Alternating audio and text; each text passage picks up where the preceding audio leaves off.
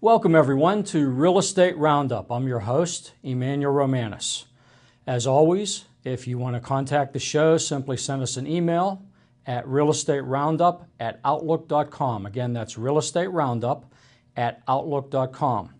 Well, once again, we have reached a milestone. It is our anniversary show. April brings taxes and our anniversary show. And to celebrate, I brought with me, as many of you know who watch the show, my favorite food, a cupcake from Bethel Bakery. Can't go wrong with the cupcake from Bethel Bakery. So, happy anniversary to Real Estate Roundup. We're embarking on our third year. That's a milestone. As I had mentioned before, I didn't know how this program was going to go, and thanks to the viewers like you who keep watching and keep sending in emails supporting the show and asking questions, it tells me that it's a success. That got me to thinking, though, we're here for 3 years. We're embarking on our third year. What are some shows that were popular at the time but only lasted one season? So I feel kind of in a great position knowing that I beat out these other shows that had more budget, bigger name stars, and for some reason it just didn't make it.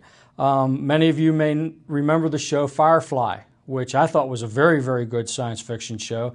It starred Gina Torres, who many of you know from Suits fame. She played Jessica Pearson in Suits.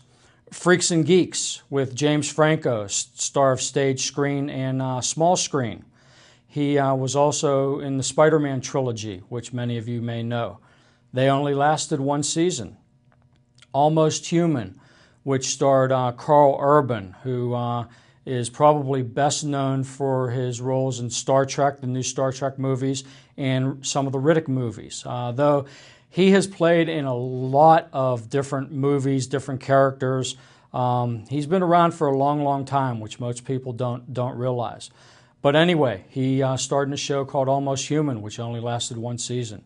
No Ordinary Family with Michael Chiklis. He's most recently been seen in Gotham, the Gotham series. Moonlight with Alex O'Loughlin. He is the star of now Hawaii Five-0. Also played in a couple movies, which you may be familiar. True Calling. Again, I thought that was a pretty good show with Zach Galifianakis, who's been in many movies, and you can see weekly in the show Baskets. Backstrom, which I thought was kind of quirky. It probably never found its niche. That starred Rainn Wilson, who is of The Office fame. Lucky Louie was the prequel to what is now Louie with Louis C.K. For some reason, Lucky Louie didn't work, but he tweaked it a little bit, and the show Louie has been a tremendous success for him among his stand-up and other work that he's been on. Roar, which I've never heard of, but that starred Heath Ledger, who played a fabulous Joker in Batman, which many of you are well aware. And even the great Robin Williams, who pretty much can do anything. Wasn't enough to save a show called The Crazy Ones, which only lasted one season. So again, these are all shows that had to bow out after one season, and here we are with my very humble Real Estate Roundup, and we're embarking on our third season. So I feel pretty good about that. We'll take the credit wherever we can get it, and I'm certainly going to take the credit for this one. And again, it's because of you that this is possible. But I thank you very, very much. So with that, for those of you who regularly watch the show, and for any of you who are brand new to the program, we come to our recurring segment, which is titled Who Knew? And in this program's Who Knew segment, the question is, where can the world's most expensive real estate be found? Chew on that for a little bit. We're going to take a short break, and we'll be right back.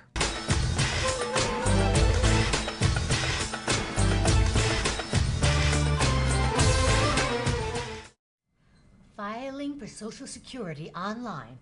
9 out of 10 experts agree it's groovier than a Brooklyn hot dog. Or crepe Suzette.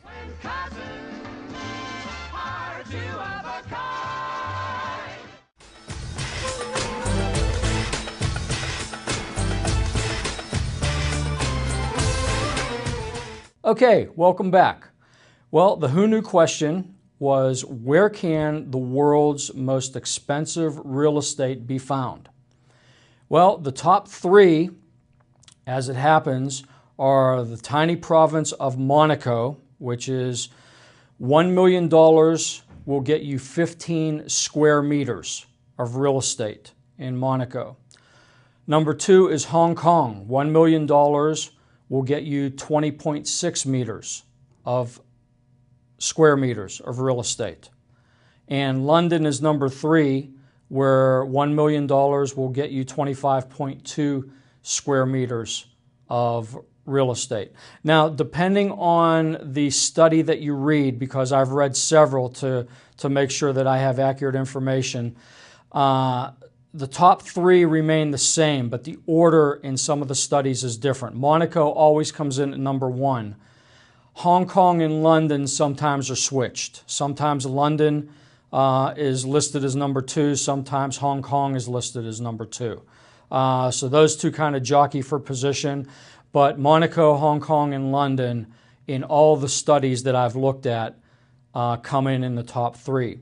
New York, which was the top most expensive city for real estate in America, comes in at number six. $1 million will get you 40.2 square meters of real estate. So again, kind of interesting. If you have the money, then by all means go for it. If you're on a budget, you probably want to stay away from Monaco, Hong Kong, and London, and maybe even New York City if you're purchasing real estate. Now, on the other end of that spectrum, some of the cheapest real estate can be found in South Korea, Portugal, and Greece. And depending on the studies that I looked at, there wasn't really a consistency as to who came in where. South Korea, Portugal, and Greece were always in the top five of the studies that I looked at. Germany was in one that came in second, which I kind of find hard to believe. Germany is an expensive place. Maybe some of the outliers or the countryside, you can pick up real estate real cheap. But typically in the big cities, Germany is not an inexpensive place to live and to buy real estate. So I kind of questioned that one, and I kind of discarded it because based on a lot of other factors, it just didn't make sense to me. But anyway, some of the cheapest real estate, in no particular order, can be found in South Korea, Portugal, and Greece. So who knew? Expensive, inexpensive. Maybe the best thing is just stay where you're at if you're happy.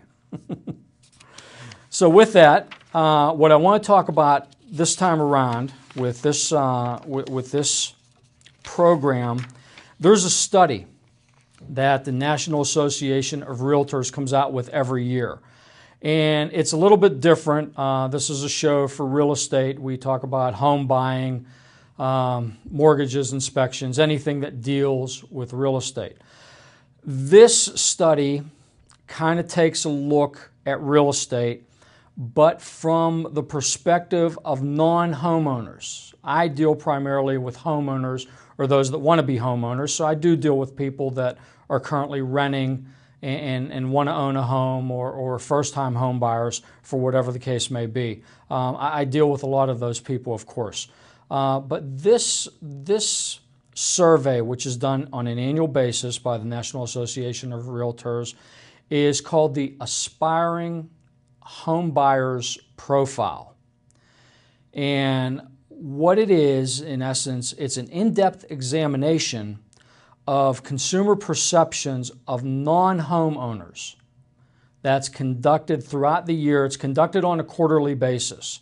But what I did is I condensed the average for the entire year, 2016. But it's done, they actually do it on a quarterly basis. So the questions they ask, and again, this is consumer perceptions of non-homeowners. Non-homeowners are people that are currently renting or living with someone else and not necessarily paying rent. They may be living with their parents. They could be sleeping on the couch of a friend, whatever the case may be. But they do not own a home. Everyone else is fair game as long as they do not own a home. The first question they asked is now a good time to buy a home? Well, 60% of non-homeowners over the course of 2016 thought that now was a good time to buy a home. And when interest rates were very low, it was. It's still a good time to buy a home, in my opinion. Even though interest rates are starting to creep up, they're still at historic lows. So I have to agree with that. It's still a good time to buy a home. The second question that they asked is home ownership still part of the American dream? This is a resounding 80% yes.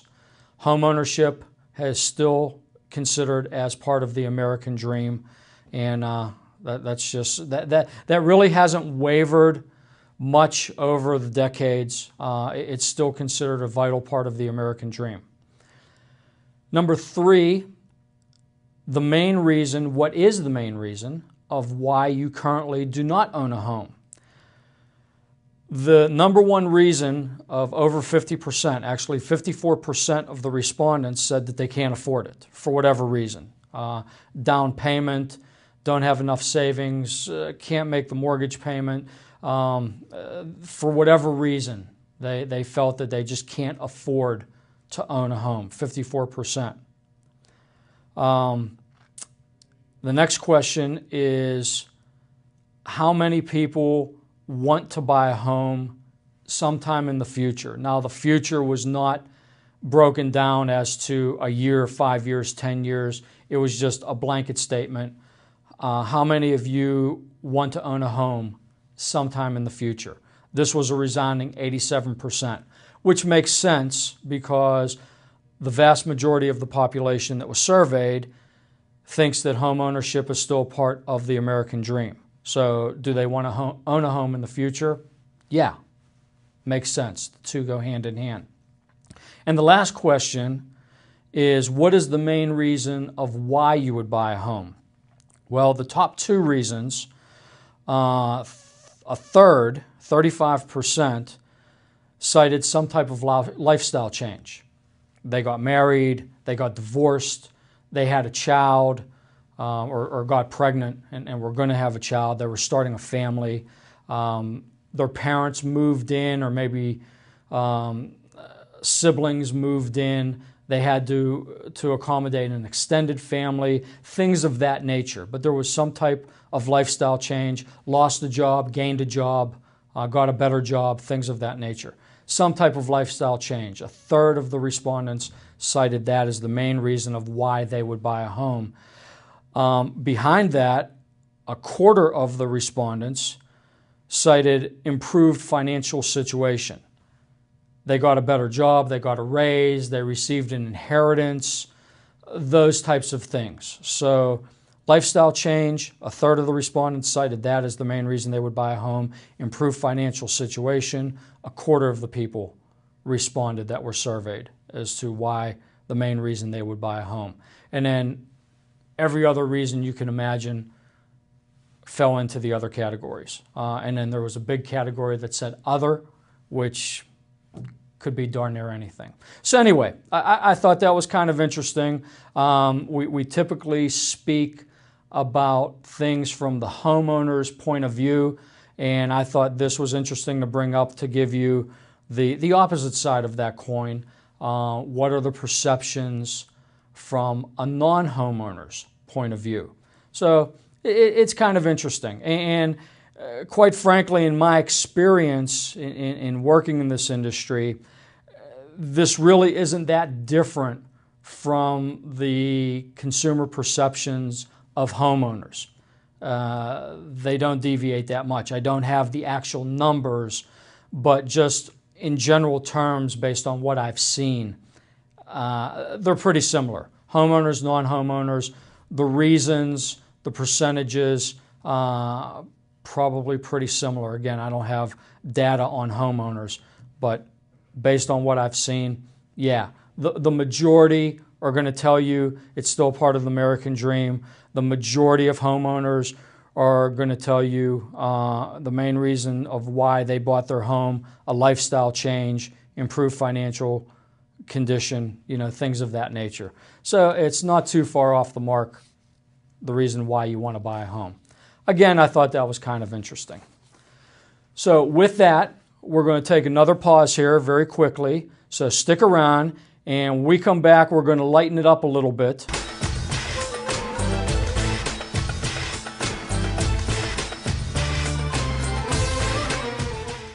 What are your kids saving for? Purple eyeshadow and stock in a good mutual fund. New pants, new shoes, and a United States savings bond. I want stock in a Fortune 500 company.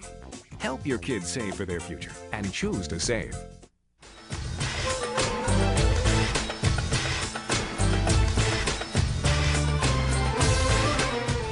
Welcome back. As I told you earlier, I was at a dinner party, my wife and I, and after a couple bottles of wine, conversations can go anywhere. You've been to parties, especially with other parents. You talk about your kids, you talk about parenting, you talk about everything. And we kind of got on the tangent of parenting and how parenting ideas have changed over the course of years and decades and things of that nature. For example, if you're a little bit gray behind the ears like I am, you can probably remember this or something very similar to this. When I was a little kid, I bit my fingernails profusely, and my mother used to dip my fingers in castor oil that way to try to curb me of that bad habit, because obviously castor oil tastes terrible. And it didn't work. It may have when I was a little kid, but even to this day, I still bite my nails. But things of that nature. We started talking about different things. And after the conversation, I started to do a little bit of digging. And I came up with some interesting things that I thought were interesting, and I want to share with you. During the 1910s, washing a newborn in lard to remove the waxy vernix that coated their skin in the womb was considered normal, and it was encouraged. Now, you think about that today, and you think to yourself, why on earth would anybody do that? It just sounds ridiculous on the face. But back in the early 1900s, that was a very common practice, because that was the thought that you needed to remove the waxy coating from the womb that was on the baby. That waxy coating goes away on its own. You don't need lard to aggravate that process. But again, that was the prevailing theory. In the 1920s, fresh air, as today, fresh air is great. But the mantra was that experts recommended leaving the baby outdoors all day, regardless of the age of the infant.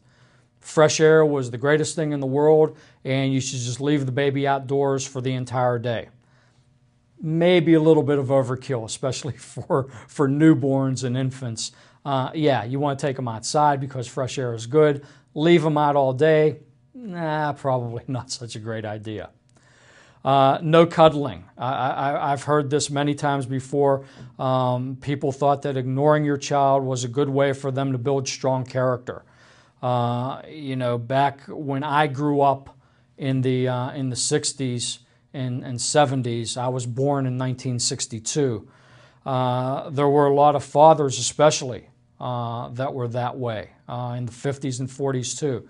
Very stern, very rigid, but they just would not show any affection to their children, outwardly affection.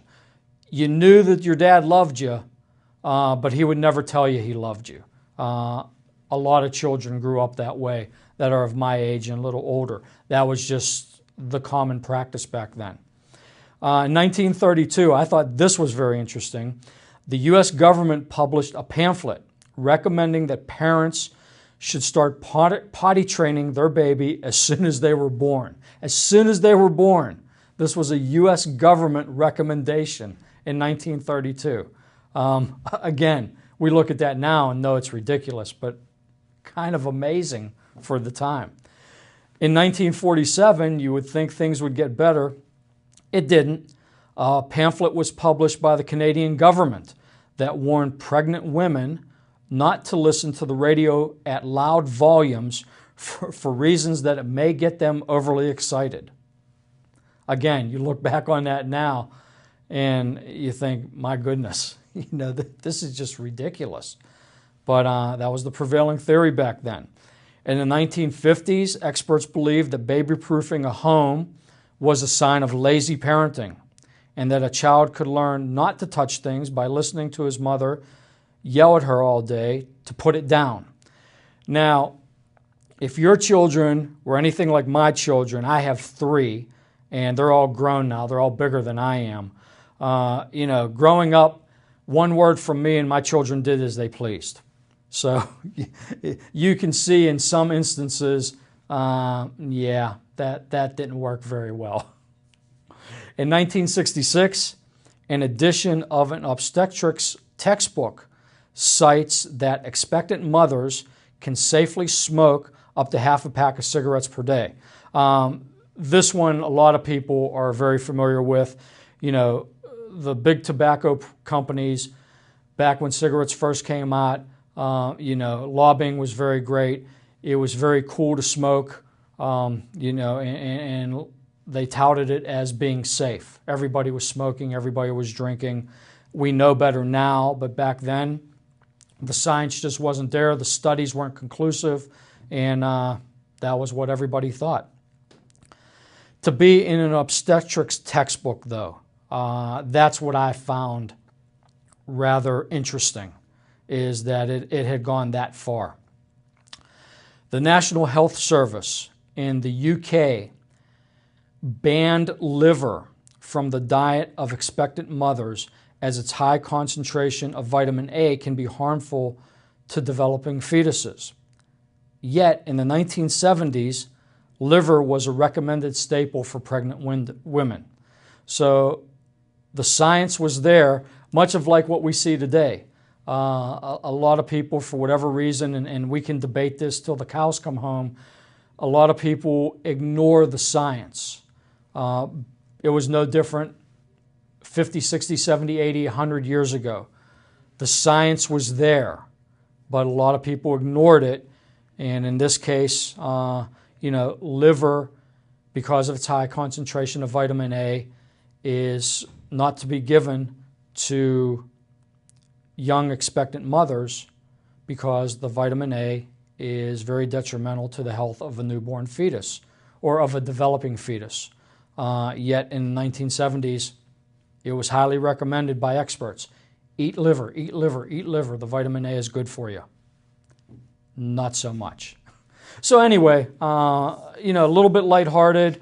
I thought it was rather interesting. We had that conversation, and I wanted to share some of that with you. Those of you, again, who are a little longer in the tooth like I am, have a little bit of gray, will know some of those things, may have experienced some of it firsthand, but I just thought it was kind of interesting. So with that, we're going to parlay over to the mailbag. We have some great questions that I pulled out, and again, for the anniversary show, it's about you. You are the reason, the viewers are the reason why this program exists, why it stays on the air, why I'm here. So let's go to the viewers. And the first one comes from Keith. Keith is in Mount Lebanon, and he says, I moved here from Nebraska and I'm looking for a home. Welcome to Pittsburgh, Keith. My coworkers tell me that this area is littered with underground coal mines. Is there anywhere I can get more information about this? Absolutely there is.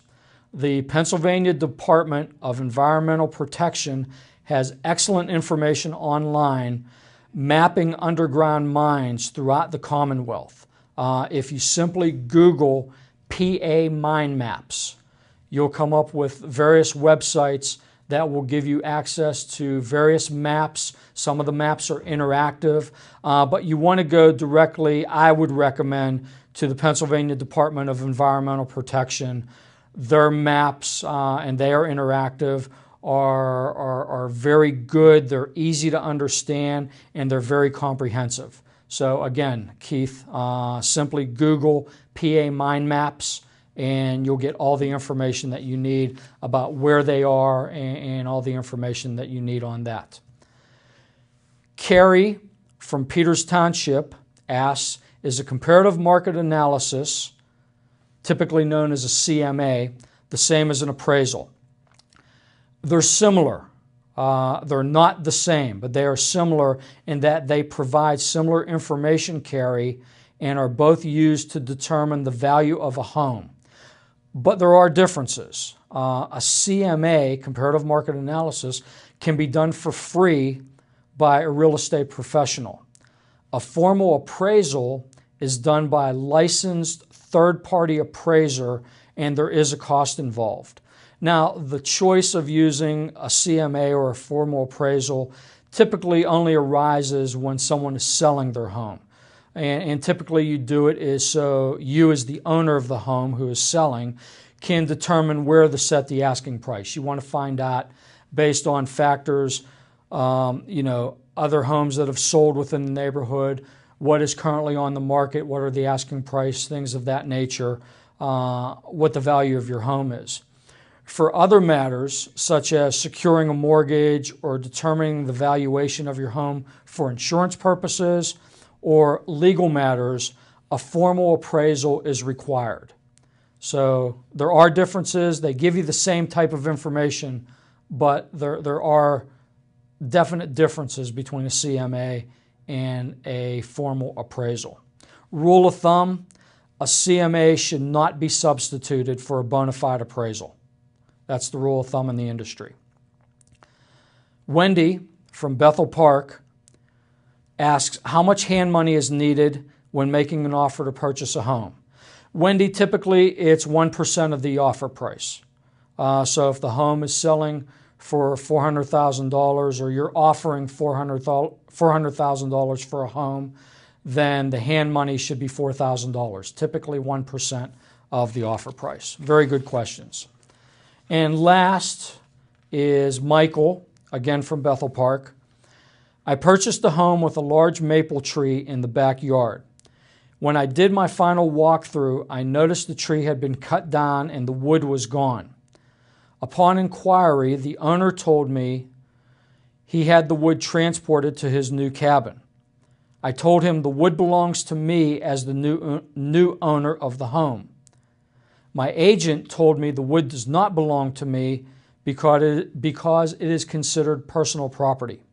Is this true? It is true. Your agent is correct, Michael. If the tree was still standing when you took ownership of the property, then it would belong to you, as the tree is considered real property. However, once the existing owner cut it down, he severed the tree from the real property, and thus it turned into personal property, which belongs to him. Legally, the only way you would be able to obtain personal property is if you would buy it from him. So the tree or the wood, once he cut it down, he was still the legal owner of the property. Once he cut the wood down, he severed it from the real property. It became personal property, and he was free to move it and take it to his cabin. So unfortunately for you, you can't have the wood. Your agent was correct. Excellent questions. Keep them coming. I hope you enjoyed the program. Again, here's to another great year. Thanks for watching. We'll see you next time.